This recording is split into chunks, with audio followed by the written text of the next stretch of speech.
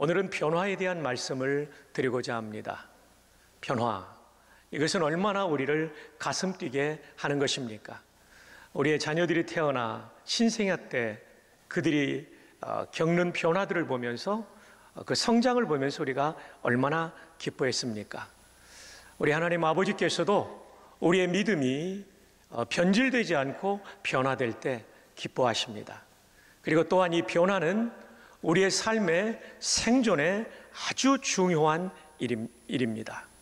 여러분, 우리 몸의 세포가 어떤 것은 짧게는 1년 만에 바뀌는 것도 있고 길게는 이 뼈 조직 같은 경우는 7년에서 10년을 걸린다고 우리 이동우 목사님께 물어보니까 찾아보셨더라고요. 그러니까 적어도 10년 전의 몸은 아니라는 겁니다. 뼛속까지 다 바뀐 거예요. 여러분들이 만약에 바뀌지 않았다면 지금 이 자리에 살아있을 수가 없습니다. 살기 위해서는 변화해야 되죠.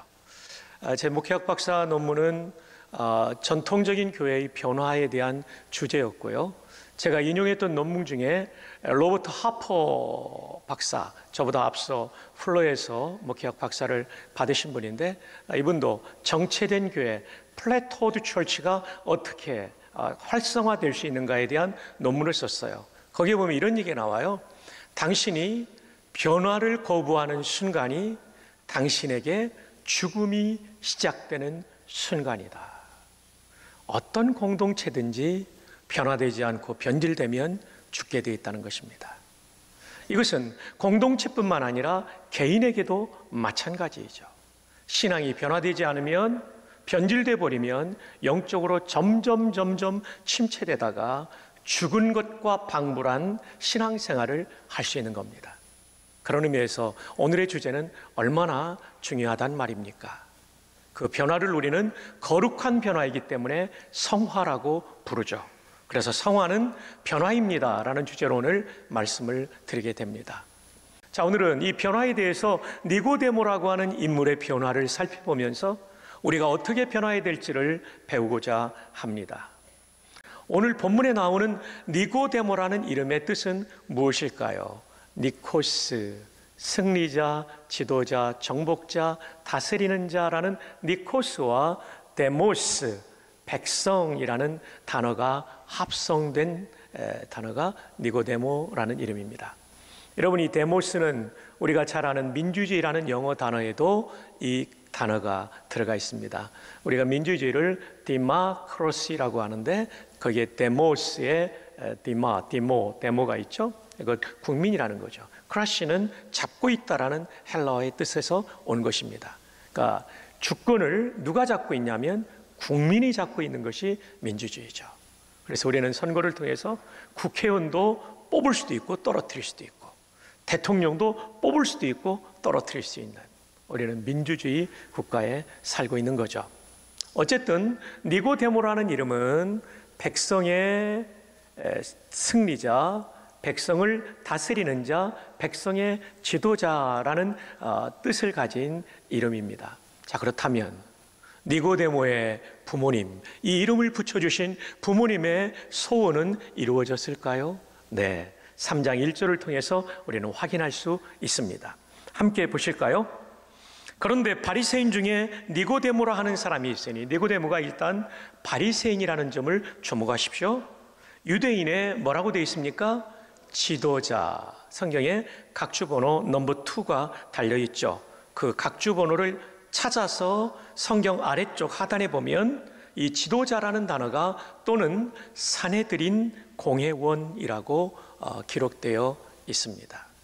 산헤드린 공회는 절반은 바리새인이고 절반은 사두개인이었죠. 이 사람들이 공회원이었지만 상당히 율법에 뛰어난 학자들이었다는 것을 여러분은 기억하셔야 됩니다. 자, 그렇다면 니고데모가 지도자가 되었다. 그러면 어떤 종류의 지도자가 되었다고요? 산헤드린 공회원. 그럼 산헤드린을 좀 더 살펴보겠습니다. 산헤드린은 첫 번째 유대인의 최고 재판소입니다. 예수님도 여기서 재판받았고 바울도 여기서 재판받았죠. 최고 재판소, the highest tribunal, 최고 재판소죠. 그 다음에 두 번째로는 의회 기능을 가지고 있었어요. 그러니까 사법부와 입법부의 기능을 함께 묶어놓은 단체가 산헤드린이, 이 산헤드린이 얼마나 막강한 기관이었고 또 니고데모가 바로 이 기관의 멤버였다는 거죠. 그 멤버가 모두 몇 명이냐면 72명으로 구성되어 있었어요. 유대 나라 전체의 남자들 중에 72명만 들어갈 수 있는 최고의 기관, 거기가 바로 산헤드린이었죠. 여러분, 니고데모의 부모의 소원은 이루어졌어요. 니코데모스, 백성의 지도자가 되었으면 좋겠다.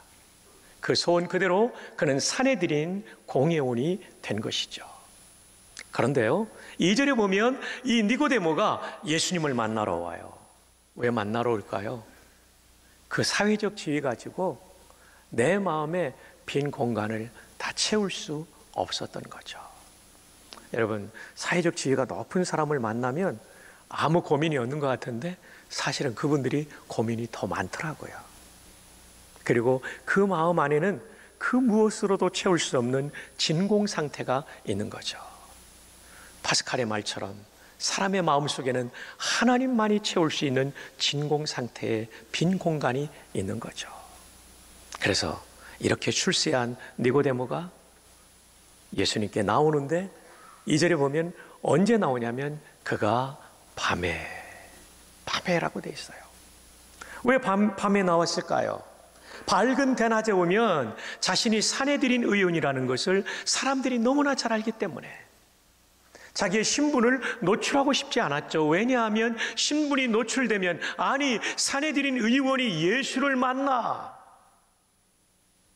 이것이 문제가 되고 자신의 삶의 토대가 흔들릴 수 있기 때문에 그는 깊은 밤 그 어둠 속에 자신의 신분, 자신의 모습을 은폐하며 예수님께 나왔던 것이죠.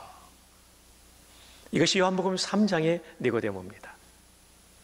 한마디로 말하면 니고데모는 예수님을 만나고는 싶지만 예수님 때문에 손해보고 싶지 않다는 마음을 가지고 있었던 거죠.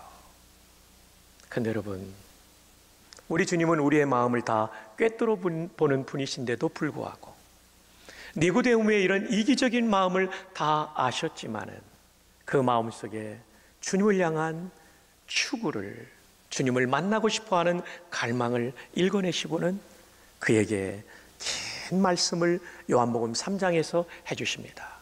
요한복음 3장 5절로부터 21절에 이르는, 성경은 가능하면 생략하고 요약해서 말씀하는데 그런데도 불구하고 무려 16절의 말씀을 구원의 진리인 거듭남에 대해서 말씀을 드리죠.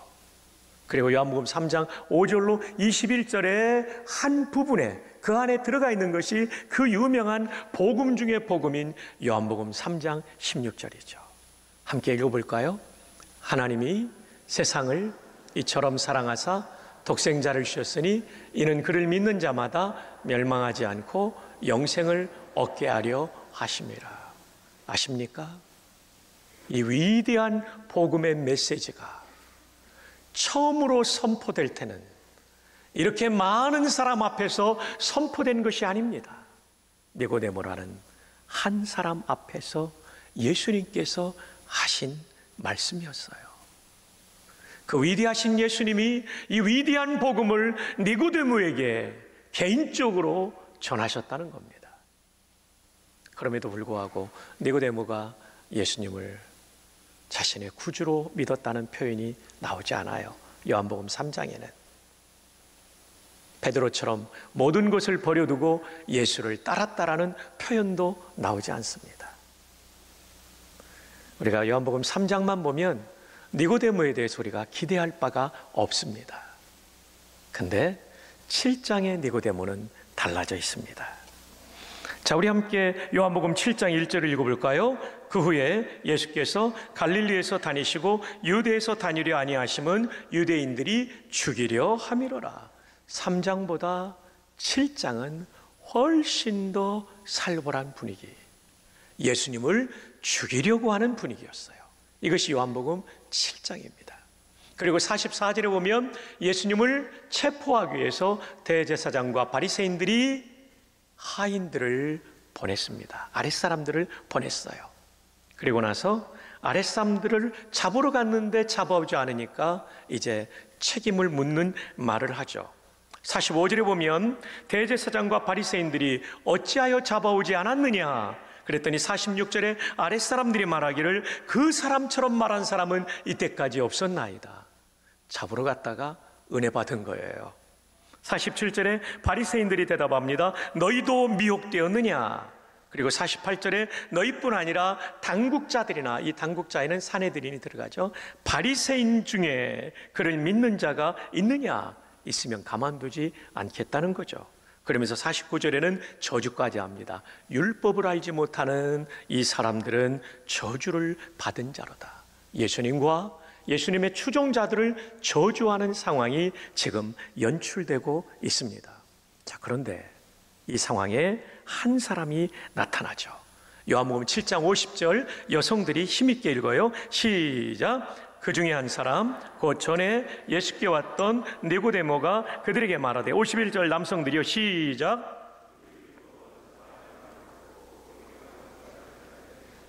전에 예수께 왔던 니고데모가 말합니다. 당국자들이나 바리새인 중에 그를 믿는 자가 있느냐? 니고데모는 바리새인이기도 하고 바리새인 중에 산헤드린 의원이기 때문에 그 말에 다 포함되는 사람입니다. 이런 위협적인 상황에도 불구하고 니고데모가 나섭니다.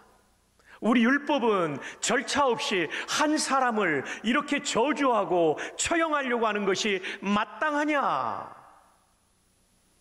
요한복음 7장의 니고데모는 예수님을 위해서 변호하는 사람으로 변화되어 있었습니다.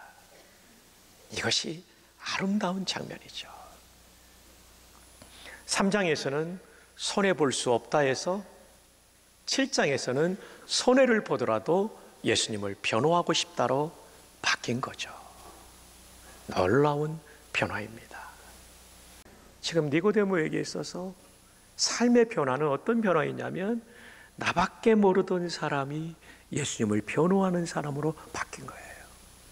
여러분, 성화는 마음의 변화, 인격적 변화 이 정도가 아니에요.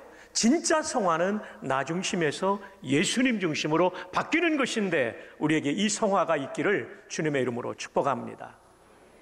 니고데모가 등장하는 요한복음의 마지막 장면, 그것은 19장입니다. 자, 19장 30절에 엄청난 사건이 벌어지죠. 예수께서 신 포도주를 받으신 후에 이르시되 다 이루었다 하시고 머리를 숙이니 영원히 떠나가시니라. 예수님 돌아가셨어요. 예수님 돌아가셨어요. 이제는 예수님 운동, 지저스 무브먼트는 끝장나버린 거예요. 아무런 소망이 없는 거예요. 그러니까 3년 동안 쫓아다녔던 제자들까지 다 도망가는 거예요. 아무도 예수님의 시신을 거두는 자가 없었습니다. 그런데 이때 2명의 남성이 나타납니다. 놀라운 분들이죠. 놀라운 분들이에요. 자, 누군가 한번 볼까요? 요한복음 19장 38절 아리마대 사람 요셉은 예수의 제자이나 유대인이 두려워 그것을 숨기더니. 아리마대 요셉도 다른 본문에 보면 산헤드린 공회원입니다. 이 사람도 예수님을 따르는 제자지만 숨기고 싶었어요. 왜냐하면 한순간에 내 일평생 쌓아올린 사회적 지위가 와장창 무너질 수 있기 때문에. 그런데 하이라이트 된 그 부분을 보십시오. 이 일 후에 완전히 바뀝니다. 빌라도에게 예수의 시체를 가져가기를 구하며, 이 얘기는 뭐예요? 나 예수님 시신을 책임지겠다는 얘기예요. 나 예수님과 가깝다는 얘기예요. 로마의 반역자로 처형당한 예수 곁에 있는다는 것만도 위험한 상황임에도 불구하고 아리마대 요셉이라는 산헤드린 의원이 자신의 인생의 전부를 걸고 예수님의 시신을 챙기고 있는 이 장면을 보십시오. 도대체 이 일이 어떻게 가능했을까? 자신이 예수의 제자라는 것을 은폐했던 사람이 왜 예수님의 시신을 거두는 공개적인 커밍아웃을 하고 있을까? 나는 예수의 제자라는 것을 드러내고 있을까? 그 이유는 이 일 후에 때문입니다. 여러분 성경의 이 부분을 밑줄 치셔야 돼요. 2일 후에. 다시 한번 본문을 띄워주십시오. 2일 후에. 여기에 밑줄 쳐야 돼요. 이 일은 무엇일까요? 예수님께서 십자가에서 돌아가신 일. 여러분, 제가 아까 암시적으로 말씀드렸죠. 산헤드린 의원들은 바리새인과 사두개인으로 구성되었기 때문에 이들은 율법에 능통한 학자들이었다는 거죠. 그런데 이 일, 예수님의 십자가 사건을 목격하며 저 나무에 달려 고통스럽게 죽어가는 하나님이신 그분의 모습을 보며, 그분이 바로 내가 수없이 읽었던 구약성경 6월절의 6월절 양이셨구나. 그분이 바로 우리가 수없이 드렸던 제물로 드렸던 번제단의 제물이었던 그 구원자이셨구나. 그분이 바로 이사야가 노래한 여호와의 종의 노래에 나오는 구원자 메시아가 고난받는 종의 모습으로 죽임당할 것이라는 이사야 53장을 비롯한 고난받는 종의 노래의 주인공이 바로 저 예수님이셨구나. 깨달은 거죠. 그것을 깨닫고 나니까 이제는 더 이상 숨어 있을 수 없었던 거죠. 평생 쌓아올린 산헤드린 공회원이라는 자리를 빼앗겨도 괜찮은 거죠. 그것을 창탈당해도 괜찮은 것이죠. 나의 구주가 저 참혹한 형틀에서 나의 구원을 이루셨다는 사실을 깨닫는 순간 아리마대 요셉의 삶은 바뀐 것입니다. 자, 일찍이 밤에 나왔던 니고데모, 3장의 니고데모는 밤에 나왔던 니고데모, 이기적인 니고데모예요. 근데 지금 니고데모는 역시 아리마다 요셉처럼 산헤드린 공회원이기 때문에 자기의 인생을 걸고 예수님의 장례에 동참합니다. 장례위원장 아리마다 요셉, 부위원장 니고데모, 그가 향유를 가져옵니다. 자, 얼마나 많이 가져왔는가 한번 볼까요? 다시 한번 19장 39절을 보면, 일찍이 예수께 밤에 찾아왔던 니고데모도 모략과 침향 섞은 것을 100리트라쯤 가지고 온지라. 100리트라, 1리트라가 각주에 보면 327g, 100리트라는 32.7kg. 여러분, 낙하산을 탈 때 주 낙하산이 20kg밖에 안 돼요. 그래도 묵직합니다. 착용하면 군장이 30kg 정도 돼요. 근데 군장은 정말 무겁죠. 32.7kg은 굉장히 많은 양입니다. 사실 예수님은 이사야 53장의 예언에 보면 마른 땅에서 나온 줄기 같다라는 얘기는 그분의 풍채가 좋지 않았다는 얘기죠. 아주 마른 체형을 가지셨을 거로 봅니다. 이 정도 체형이면 32.7kg이 아니라 10kg나 15kg면 충분히 향유를 바를 수 있어요. 도포할 수 있어요. 근데 니고데모는 풍성히 가져온 거죠. 이것에 대해서 NBD 성경사전은 이렇게 소개하고 있습니다. 니고데모가 마지막 나타나는 요한복음 19장 40절에서 그는 그리스도의 몸에 바를 향유를 풍부한 선물로 가져왔다. 풍부한 선물로 가져왔다. 여기 풍부한이라는 영어 단어가 레빗이라는 형용사입니다. 레빗이라는 형용사는 두 가지 뜻을 극단적으로 가지고 있습니다. 긍정적인 의미로 볼 때는 풍부하다라는 뜻입니다. 부정적인 의미로 볼 때는 이 레빗이는 낭비하다라는 뜻입니다. 그러니까 여러분, 니고데모가 가져온 예물은 어떤 예물이었냐면, 믿음이 좋은 사람이 볼 때는 정말 풍부하게 잘 드렸어. 믿음이 없는 사람들이 볼 때는 아이고, 저렇게까지 낭비하게 저렇게 많이 가져올 필요가 있어? 이렇게 갖고 왔다는 거죠. 니고데모는 나를 위해 죽임당하신 예수 그리스도 앞에 헌신하는 것이 아깝지 않았습니다. 그래서 믿음이 없는 사람의 눈에 볼 때는 낭비처럼 느껴질 만큼 아낌없이 쏟아부은 거죠. 이게 성화의 모습입니다. 만약에 여러분이 헌금할 때 손이 바들바들 떨린다면 여러분은 아직도 요한복음 3장의 성도입니다. 요한복음 19장의 성도는 내게 생명을 주신 주님 앞에 나도 생명을 드리듯 모든 것을 드리는 사람, 바로 그런 사람, 바로 그런 사람인 것이죠. 조지 위필드라는 영국 목사님을 좋아합니다. 그분은 이런 얘기를 했어요. 나는 내 인생이 녹수로 죽기보다 달아서 죽기를 원한다. 참 기가 막힌 고백이죠. 여러분, 기계가 녹슬 때는 사용하지 않으면 녹슬어요. 닳는다는 얘기는 굉장히 많이 썼다는 얘기예요. 굉장히 많이 썼다는 얘기예요. 우리 모두가 녹수로 죽는 인생이 아니라 달아서 죽는 인생 되기를 바랍니다. 여러분, 아멘이 적다고 생각되죠? 녹수로 죽는 인생이 아니라 달아서 죽는 인생 되기를 바랍니다. 나를 위하여 생명 주신 그 하나님이신 예수님을 위하여 우리가 헌신하는 것, 이것이 성화의 모습이에요. 성화는 그냥 마음과 인격, 말투가 바뀐다, 이 정도가 아니라 내 인생을 예수님께 던지는 거예요. 우리 1번 게이트 앞에 가면 1인 1사역 코너가 있어요.